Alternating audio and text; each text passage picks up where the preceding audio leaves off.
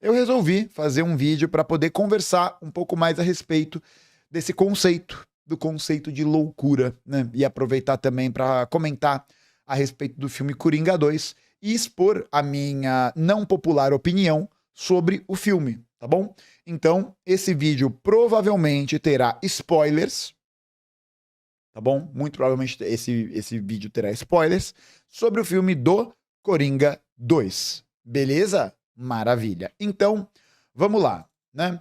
Quando a gente ouve a respeito desse termo maluco, né, ou loucura, é muito importante que a gente perceba o seguinte: a loucura, ela é um modo de existência no mundo, né? Hoje em dia existe uma concepção geral, né? Existe uma compreensão hegemônica, uma compreensão do senso comum de que a loucura, de alguma maneira, ela é algo negativo, né? De que um certo modo de existência no mundo, visto como louco ou visto como maluco, é a produção de um desvio da norma, né? De um desvio de uma certa normalidade que está sendo colocada. Mas nem sempre foi assim. Nem sempre foi assim. Quando a gente para analisar, por exemplo, né, a partir da obra e da abordagem que o Michel Foucault vai fazer, por exemplo, no livro História da Loucura, a gente começa a perceber que, historicamente, né, há uma compreensão, né, há uma noção sobre essa forma diferente de se conduzir, de existir e tal, que hoje a gente chama de loucura, que vai ter uma abordagem, uma visão diferente, dependendo do tempo onde ela se localiza. Então, na Idade Média, por exemplo, a loucura, né, essa pessoa que vai ter um certo comportamento que não aparenta cumprir um certo rito de normalidade, entre muitas aspas, vai ser visto como um fenômeno, por exemplo, ligado à previsão do tempo, à sabedoria, né? Então, vai ser visto de uma maneira diferente do que é visto hoje. O que acontece é que, a partir do desenvolvimento, sobretudo do colonialismo, né, e da formação cada vez maior do capitalismo em termos mundializados, era necessário que, para garantir a efetividade da produção e também garantir o controle geral dessas organizações, né, dessa organização do mundo, era necessário que se disciplinassem os corpos, né? Então, o que isso significa? Para que uma fábrica funcione, ela precisa seguir certos ritos e certos caminhos, né, racionais, entre aspas, né, racionais no sentido de dividido, no sentido de organizado, diferentemente de um outro tipo de produção que poderia ser feito dependendo do tempo, né, dependendo de outras características. Então, a partir do século XV, do século XVI, a gente já começa a ver um avanço cada vez maior sobre esse processo da patologização, né? Ou seja, da transformação desse tipo de conduta, desse tipo de existência, desse tipo de comportamento dentro da sociedade, sobretudo europeia, né?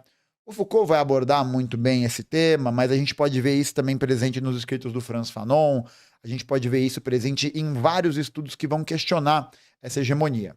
Então o que acontece é o seguinte: a partir desse período, a gente começa a observar que há um reforço muito grande da ideia de que o que se entende por loucura é algo que precisa ser combatido, é algo que precisa ser patologizado, precisa ser isolado, precisa ser curado, tá?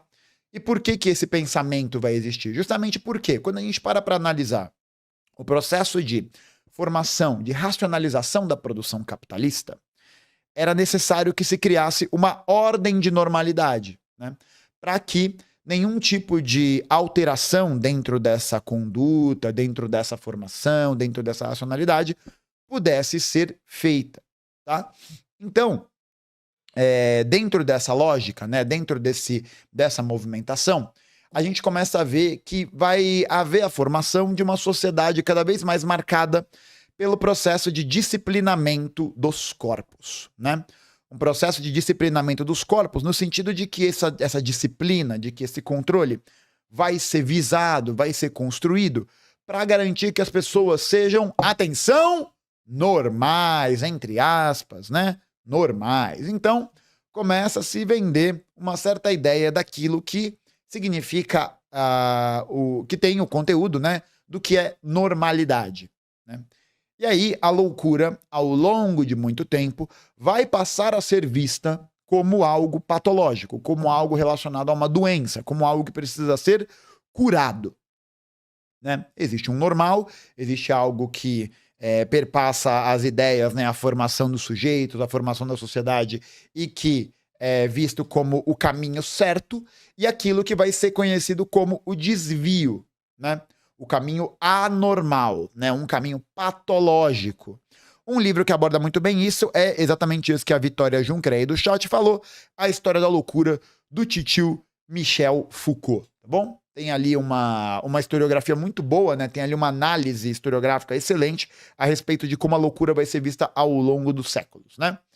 Então, o que acontece é que, a partir desse momento, essa criação vai servir para poder organizar os sujeitos dentro da produção capitalista. E a gente tem vários exemplos históricos que vão criar esses mecanismos de repressão àquilo que vai ser entendido como anormal, né? Um exemplo que eu sempre falo e eu gosto muito de dar, porque eu acho que ele é muito didático, ele é muito visível, é que já no final da Idade Média, na Inglaterra, a gente vai ver a aprovação de uma série de leis e uma série de legislações que vão visar, né, prender e disciplinar esses corpos, esses sujeitos, para que eles possam entrar nesse grau de normalidade, né? A gente tem a fundação de uma instituição que vai ficar muito famosa, que são as chamadas workhouses, né?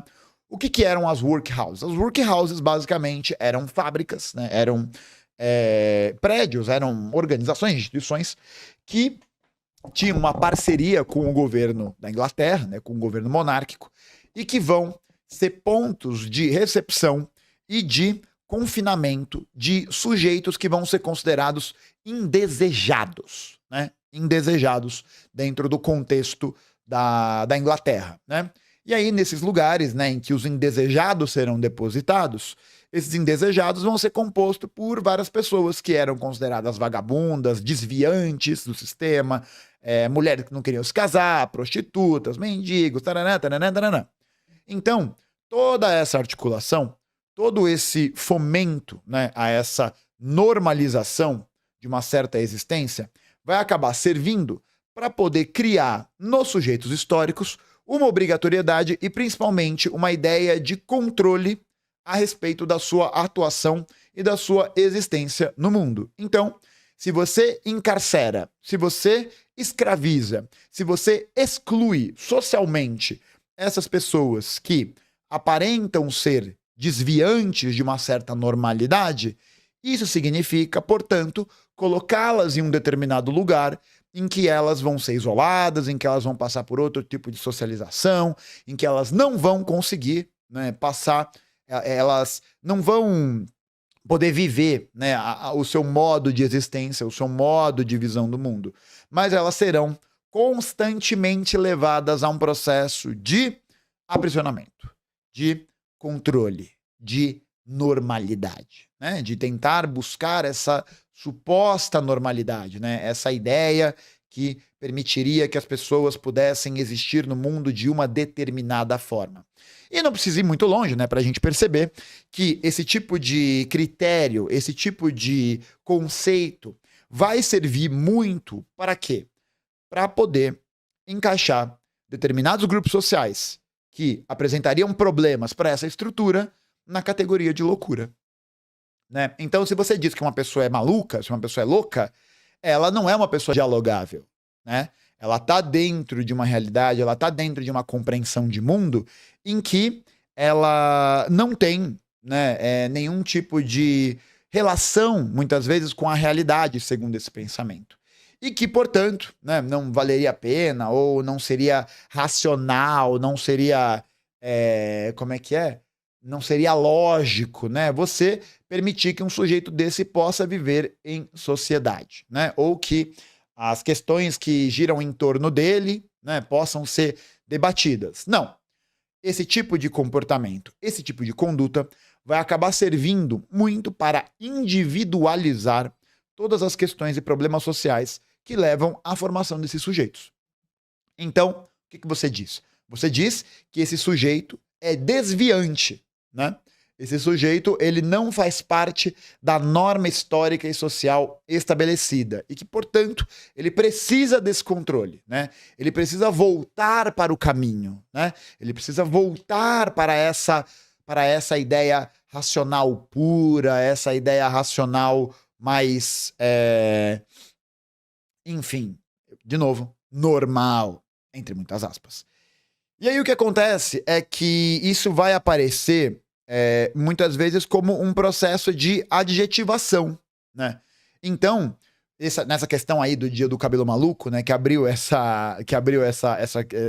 vídeo, teve muita gente que veio dizer, né, lá no Twitter e tal, que o dia do cabelo maluco é um dia muito problemático, porque você está estigmatizando a palavra maluco. Você está estigmatizando esse conceito, essa abordagem, né? E aí, de uma certa maneira, você está, enfim, né, problematizando uma questão que... sei lá, né? Sei lá.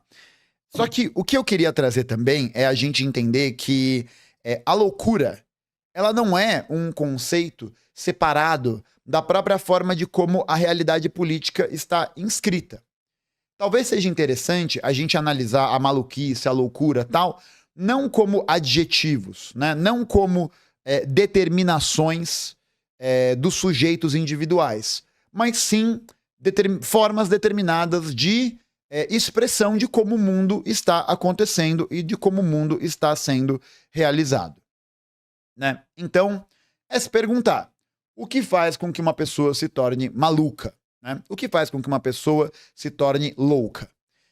Quando a gente olha historicamente para a utilização desse termo e as justificativas que vão se colocar dentro dessa realidade, a gente percebe que esse conceito de loucura vai servir principalmente para poder lidar com um problema social, muitas vezes, de maneira individualizada. Então, quando a gente pega para olhar, por exemplo, a história dos hospitais psiquiátricos, né, dos manicômios aqui no Brasil, a gente vai perceber que muitos dos usuários dos manicômios que são levados para os manicômios de maneira obrigatória, né, de maneira obrigatória não, de maneira arbitrária, a gente vai perceber que os grupos que compõem esses sujeitos, né, do que vão ser obrigados a voltarem à normalidade, né, a serem isolados do mundo, a serem colocados em condições de vida terríveis, né, processo de retirada mesmo, né, do sujeito desse meio social. A gente vai perceber que são sempre sujeitos que não estão cumprindo de acordo com esses princípios e essa ideia, essa idealização de normalidade, né? Então, quem que é? É a mulher que não quer se casar. É a mulher que pediu o divórcio. É a pessoa que, por exemplo, apresentou uma queixa no trabalho. É alguém que, de alguma maneira, está interrompendo essa ordem de normalidade, né? Que é socialmente imposta. Então é importante a gente perceber o quanto esse conceito de loucura, esse conceito que hoje o eixo dominante vende como algo desviante, é uma produção histórica. Ele não é uma produção essencial. Ele não é uma produção que vem do próprio sujeito, né, que tem alguma ideia assim. Não. Ele é produto de como essa organização, né, das mentalidades, a organização do trabalho, a organização da cultura, da vida, etc, etc, etc, está organizada. E né, por isso que a gente pode observar vários casos em que esses sujeitos que são indesejados, né, ou sujeitos desviantes, são colocados nessas estruturas de disciplinamento, para que elas possam cumprir com esse determinado ideal. Isso não é uma exclusividade, por exemplo, do hospital psiquiátrico. Não é uma exclusividade desse tipo de instituição. Mas é algo que vai aparecer em outras organizações, que vão ser essas organizações que vão ajudar a criar esse tecido social. Então a gente está falando, por exemplo, da escola, a gente está falando da prisão, a gente está falando de organizações, a gente está falando de estruturas de instituições que visam readequar os sujeitos nesses lugares, né? Então, é aquela coisa. A escola, para mim, mano, a escola é um ótimo exemplo disso, né? A gente tem hoje em dia, por exemplo, um discurso medicalizante muito presente, né? E que visa impor uma ideia de normalidade sobre os ex-estudantes, né? que é o seguinte: a criança ela é muito agitada, a criança ela faz muita bagunça, ela só pode ter algum problema psiquiátrico. Não passou em nenhum momento pela visão de que talvez ela só esteja sendo criança, por exemplo, né? E aí, muita gente vai poder dizer também, né, que mas esse tipo de aferição, né, a gente vê que muita gente tenta controlar essas perspectivas, tenta dar um sentido para isso, coisa e tal, mas a gente percebe que isso está relacionado com várias outras coisas, né? Que não é só uma questão relacionada a uma ordem psiquiátrica ou a uma ordem mental individual. Porque o que a gente observa cada vez mais é um processo de medicalização, um processo de tentativa de adequação desses sujeitos dentro de uma determinada realidade, sem que se questione a própria formação daquela realidade, né? Então, quando a gente para pensar sobre essa inadequação, né, por exemplo, do modelo escolar, né, do modelo hegemônico escolar e tal, alguma coisa assim, a gente percebe que há um discurso que visa individualizar essas questões, né, que visa dizer que o problema é aquele estudante, é aquela estudante, que é um ser desviante do que se espera e que, portanto, o problema está ali, né? O problema está naquela pessoa, o problema está naquela unidade. E aí você acaba essencializando essa questão. Porque se você diz que o problema está em um sujeito, então, portanto, né, os sujeitos aparentemente nascem com as faculdades racionais, né, a lógica, a razão, tal, todas articuladas, todas bonitinhas, pipipipopopó, tudo isso, certo? Certo. E você em nenhum momento vai olhar para questionar a instituição e a ordem na qual aquele sujeito, aquela pessoa, está inserida, né? Então, o que explica, por exemplo, que uma mulher que tenha optado pelo seu divórcio em um determinado momento da sua vida seja encaixada como louca dentro de uma realidade? O que faz com que esse tipo de comentário ou de análise ou de raciocínio seja possível é o fato de que existe um processo de imposição a partir da formação, por exemplo, da divisão sexual do trabalho, da família, né? De um conceito determinado de família, tá ligado? Então, isso é arbitrariamente imposto, né? Isso é arbitrariamente colocado. No meu caso aqui não é topete não, né? É só frizz, mas agora acabou o frizz. Olha como o meu topete tá bonito. Então, nesse panorama, né? Nesse cenário, você começa a enxergar essas discrepâncias. E por mais que a gente olhe, né, para esse processo sob uma perspectiva histórica e diga, né, mas hoje, até comentaram aqui, mas hoje em dia ninguém interna as pessoas por isso. Mas a questão é que você não precisa de um motivo universal, né? Não é necessário que você tenha sempre a mesma razão. Você pode criar outras motivações. Você pode criar outras justificativas para fazer com que essa internação possa acontecer, né? E aí você pode dizer que a pessoa tem o demônio no corpo, sei lá, né? Ela não quer trabalhar, né? E aí, enfim, a justificativa, cara, a justificativa, você inventa, foda-se, velho, foda-se, né?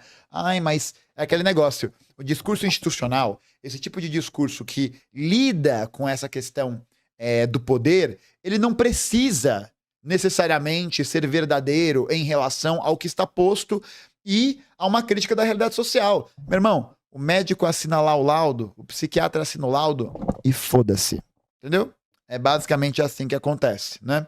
Não tem uma pessoa, não tem a verificação, não tem. Não existe nada disso, né? Não existe. Não há necessidade de justificativa científica. E isso que é o mais irônico, né? Porque você simplesmente confia na palavra do especialista, né? O discurso do especialista, né? Então é aquele cara que vai ter o controle, é aquela pessoa que vai ter essa noção, que vai ter essa organização, etc, etc, etc. Então, a gente percebe que algumas questões que aparecem com relação à loucura podem ser apresentadas ao longo da nossa vida e também para fazer um debate sobre como isso aparece na indústria cultural. E é agora que nós falaremos do filme Coringa 2. Ó, atenção, atenção. Este é um alerta de spoiler. A partir daqui, se você não assistiu o filme, cancele o vídeo. Não me cancela, tá? Mas quiser cancelar também, foda-se. Cancelem a reprodução desse vídeo, tá bom? Então o que acontece é o seguinte, esse tipo de atribuição eu acho que ficou muito claro na própria abordagem que o filme do Coringa fez, tanto um quanto o dois, né?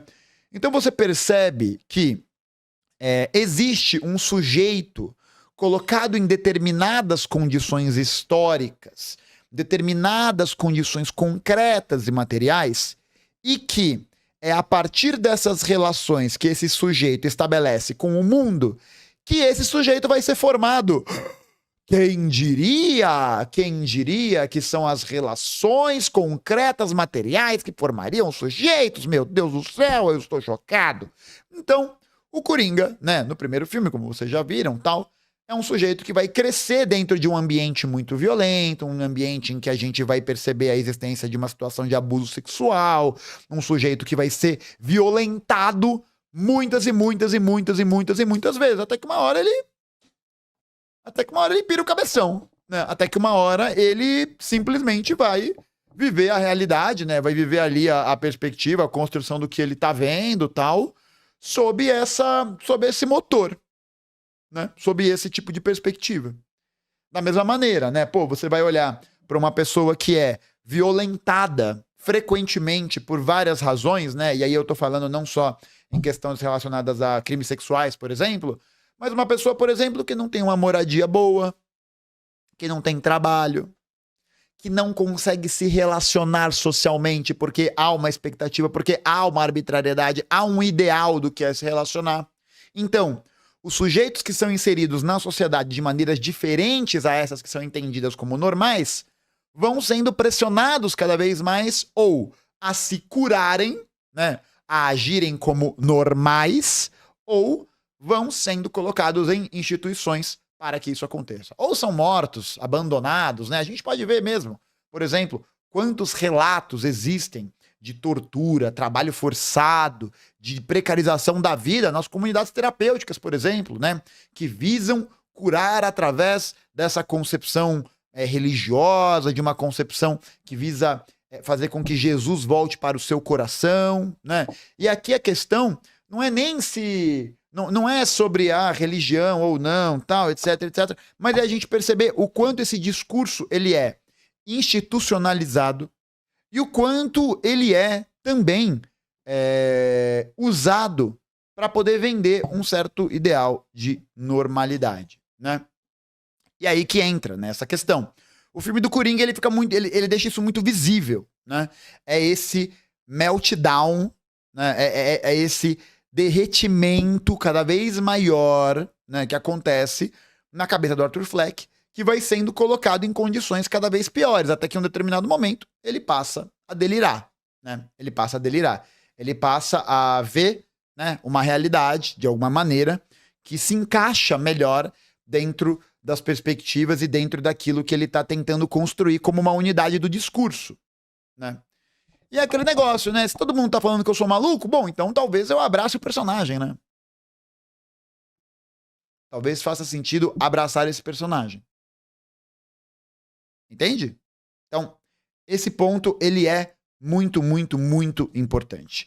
O Coringa, ele vai sendo colocado em determinadas situações, em determinadas instituições, que vão acabar encarcerando ele, né? Que vão acabar, enfim, depois do que ele fez, tal, ele comete um crime, né? E aí é esse o ponto.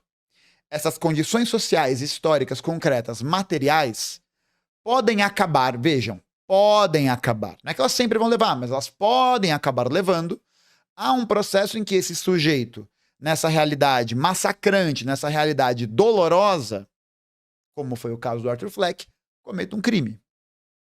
E que, no caso, né, matou o cara ao vivo, né? E pesadíssimo, né?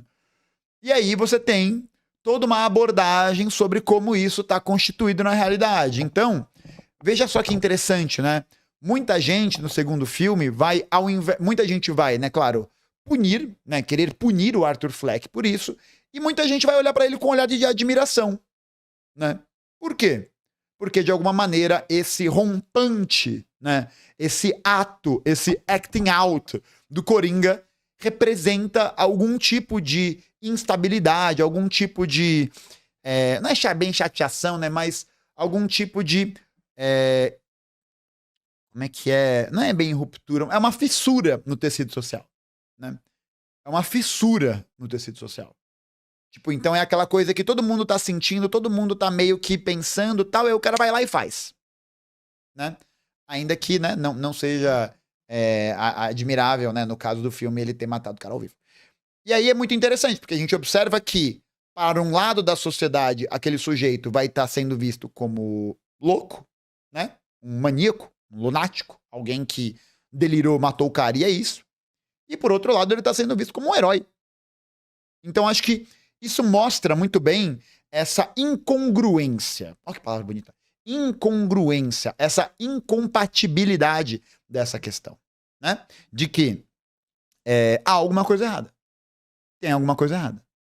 E o Coringa é o cara que leva isso ao último patamar, né? Ao último patamar, que é o assassinato lá do mano.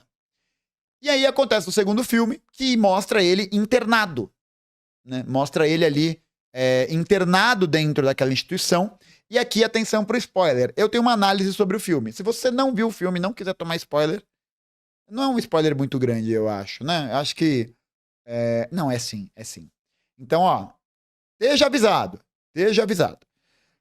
No segundo filme, ele começa a abertura do filme mostrando ele na salinha, né, tal, meio zoado, não sei o que lá. E aí ele faz uma passagem de um corredor da prisão para o outro. E eu não sei se vocês repararam, mas durante essa passagem mostra uma imagem aérea.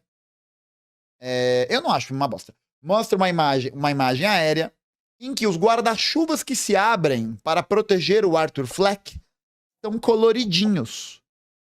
E aí aquilo me deixou pensando. Falei, oh, caralho, guarda-chuva colorido? Tá estranho isso aí, hein? Tá estranho. E aí, quando a cena volta, a galera que tava conduzindo ele tá com o guarda-chuva preto. Opa! Ali, ó. Como diria a senhorita Bira, olhos bem atentos. Eu estava com os olhos bem atentos, né? E a minha tese é que em nenhum momento do filme, aconteceu nada daquilo.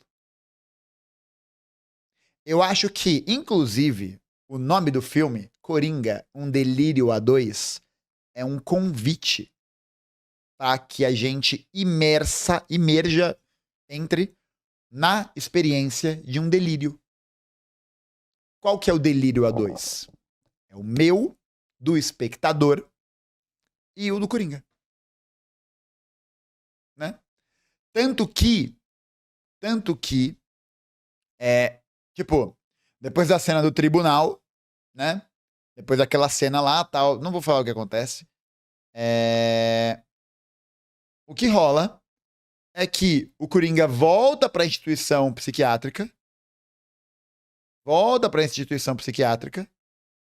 E aí ele vai ser, né? Vou dar o spoiler agora, tá bom? Desliga aí. E aí ele vai ser assassinado. Então eu acho que nada daquilo aconteceu. Porque ele toma um remédio no hospital, ele delira, tudo aquilo lá. E aí, na passagem pro segundo prédio, em que ele de fato, né, e aí sim, é o que acontece, ele tava indo ver a advogada. E aí o filme começa, né, com tudo isso, tal. E aí o final em que ele é chamado para ver uma visita, né, que é a mesma coisa da advogada, né, que é, acho que inclusive a mesma fala, ele é assassinado por um cara X. E que, né, existe aí uma atribuição, né, uma ideia assim, que seria o verdadeiro Coringa, né? E eu acho que essa pode não ser a visão hegemônica que todo mundo pensou, mas eu achei muito interessante. Porque afinal de contas, né, nós estamos falando de um delírio. É um delírio. É um delírio. É uma saída da realidade, né? Mas aí a pergunta que fica é essa: como a gente sabe aquilo que está sendo colocado na realidade desse personagem? Como que sabe? Tá ligado? E aí eu achei interessante. Achei interessante. E por isso, e assim, eu acho que o filme é mal executado mesmo. Veja, eu gostei porque eu tive essa brisa. Que eu achei, porra, se o cara pensou isso, da hora, viu? Da hora. Não sei se foi isso, né? Eu acho que não. Mas eu gostei por causa disso. Mas o filme é realmente mal executado. O filme é realmente. Mas eu acho que é isso. Entendeu? Eu acho que o filme brinca com isso. Eu acho que ele brinca com essa ideia de. Tipo, e aí? O que vai acontecer? Sabe? Eu acho que ele brinca com essa ideia de uma expectativa muito racional, né? Do encaminhamento, do roteiro, não sei o que, não sei o que lá. E aí as pessoas ficam perdidas, né? Porque você tá esperando um desfecho. Você tá esperando uma certa ordem, você tá esperando uma certa determinação. E aí o negócio não vai, o negócio não vai, o negócio. Tá ligado? Então eu acho que esse filme exprime bem essa ideia, né? De que, no final das contas, o que acontece com esse personagem é um derretimento da sua própria condição. E muito interessante, porque você percebe que o Arthur Fleck, ele é colocado em todas essas situações e em todos esses contextos. E aí ele comete um crime, né? Uma atrocidade e tal. E ele mesmo vai ser punido novamente. Ele vai ser punido de novo. Percebe aí a duplicidade desse processo de opressão, né? Uma pela via da normalidade, né? Enfim, pelas condições históricas e concretas que estão colocadas ali na vida do Coringa, que é a falta de casa, o relacionamento abusivo, os abusos, etc, etc, etc, etc, etc. E depois que o sujeito pira o cabeção, ele é internado, né? E aí ele vai passar por esse processo de aprisionamento, né? Não que, por exemplo, ele não deve, obviamente, né? É claro que se ele comete um crime, ele deve responder por isso. Ele deve ser responsabilizado por isso. Evidentemente. Mas percebe que nessa lógica não existe ressocialização? Não existe superação do problema? Sabe por que não existe superação dessa questão e desse problema, gente? Sabe por quê? Porque a solução do problema para essa ordem social é eliminar e isolar esses sujeitos. Eu diria que é um narrador não confiável. Cara, é isso. É um maluco que atirou em outro em rede nacional. E achou que virou um outro personagem. Você confiaria? Eu acho que a ideia é essa. É brincar um pouco com essa narrativa. Tá ligado? E chegou o discurso do especialista. Ih, rapaz. Não, ó, veja bem. Eu acho que a ideia do filme é brincar com isso. Ah, nem o Joaquim Phoenix ganhou não, ó. Nem o Joaquim Phoenix gostou. Mas problema dele, porra. O que eu tenho a ver com isso? O que eu tenho a ver com isso? Nada a ver com isso não, porra. Se ele não gostou, o problema é dele. Não é? O problema é dele. E assim, acho que é importante a gente ver o quanto esse tipo de lógica de encarceramento, de aprisionamento, né, de fundamentação dessa tentativa de impor uma normalidade, né, de dominação, ele é algo muito presente dentro dessa organização capitalista, que vai ser realizada mediante as instituições de disciplina, como as prisões, as comunidades terapêuticas, os hospitais psiquiátricos, as escolas, parará, parará, parará, e que estão tendo casos, né, que são cada vez mais evidentes dessa inadequação, né? Vide aí, por exemplo, como a gente percebe o número crescente de crianças sofrendo bullying nas escolas, de casos de violência que têm crescido muito dentro dessas instituições. E tudo isso passa pelas condições concretas que essas organizações têm para se formar e, sobretudo, qual é o panorama político delas, né? Qual que é o objetivo no qual elas são construídas em torno de. Então, a escola dentro do capitalismo, ela não serve para emancipar os sujeitos. Ela não serve para isso. Ela serve para poder produzir um sujeito adequado a essa norma social. Entende? Assim como o hospital psiquiátrico não existe para poder manter, ressocializar a pessoa tal, não sei o quê. Não. A gente percebe que experiências como Danise da Silveira, né? A grande militante, grande figura da luta antimanicomial, ela propunha um modo de existência dos seus pacientes, né? Dos seus... enfim, das pessoas que ela cuidava, né? De uma outra maneira. Enquanto que os médicos, os psiquiatras, psicólogos formados nesse eixo dominante queriam o quê? Dopar com remédio. E aí, e tudo o resto, né? Violência, tortura, né? Esse tipo de controle que tenta apaziguar e domesticar esses corpos. Mas tem uma outra questão. Tem um outro ponto, que é, para além dessa sociedade disciplinar, né? Desses mecanismos de disciplina, né? De ali que estão acontecendo para essa normalidade, a gente tem hoje um conceito que eu acho bem interessante, que é um conceito trabalhado pelo Gilles Deleuze, um filósofo francês, que é a própria ideia de existir uma sociedade do controle. E qual que é essa sociedade do controle? Essa sociedade do controle, ela vai ser baseada não mais na necessidade de uma instituição, né, de poder te colocar essa ordem, né, de colocar essas determinações, mas sim isso ser um papel do próprio sujeito. Então, é o próprio sujeito que se vigia, que se exige normalidade, que se demanda controle, né? Muito produzido por um sentimento de culpa muito frequente e que está associado a uma ideia muito presente, né, dos anos 80, acho que para cá e tal, mas que ganhou muita força com um processo também concreto de precarização do trabalho, saída do Estado dos serviços públicos, etc, etc, que é o fato de que esse pensamento que é ligado a uma necessidade de valorização das pessoas a partir da ótica de mercado, a partir do entendimento de que você mesmo é uma empresa, de que você é empresário de si mesmo, isso produz uma imagem, produz um caminho, produz um mecanismo de controle em que, se você não fizer isso, você não é um sujeito que vale a pena ser vivido, né? Que não vale a pena viver, né? Que precisa se controlar, que precisa voltar para o eixo de normalidade. Né? Então, cara, acho que a gente pode perceber que uma parte considerável das questões, por exemplo, relacionadas à ansiedade, à depressão, ao cansaço, ao burnout, blá, blá, blá, blá, blá, blá, dizem respeito muito mais à maneira de como essa sociedade está socialmente organizada, né? E que vai impor um conceito de normalidade, de normal, né?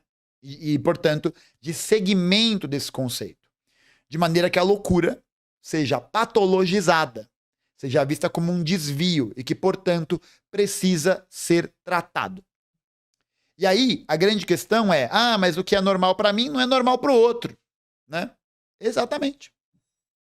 Exatamente. E a grande questão é, qual é a nossa participação no processo de construção desse ordenamento social? O que a gente tem, de fato, de poder para poder debater essas questões, trazê-las à tona, participar ativamente desse processo? O que a gente tem? Nada, né? Porque, afinal de contas, a sociedade está sob o controle do poder político daqueles que impõem esse eixo de normalidade. Um eixo de normalidade que, veja, não é feito, não existe, né, para ser pensado, por exemplo, no bem-estar, né, qualquer coisa mais abrangente, mais abstrata assim. Mas é algo que é produzido para gerar uma forma de vida adequada ao capitalismo. É isso. Ao modo de produção capitalista, ao modo de produção e de organização da sociedade capitalista, que requer esse eixo de normalidade, que requer essa estrutura, que demanda de você uma certa expectativa no modo de existir. E por isso, quem não se encaixa nisso é maluco. Sabe quem era considerado maluco? Muitas vezes também? Os próprios comunistas.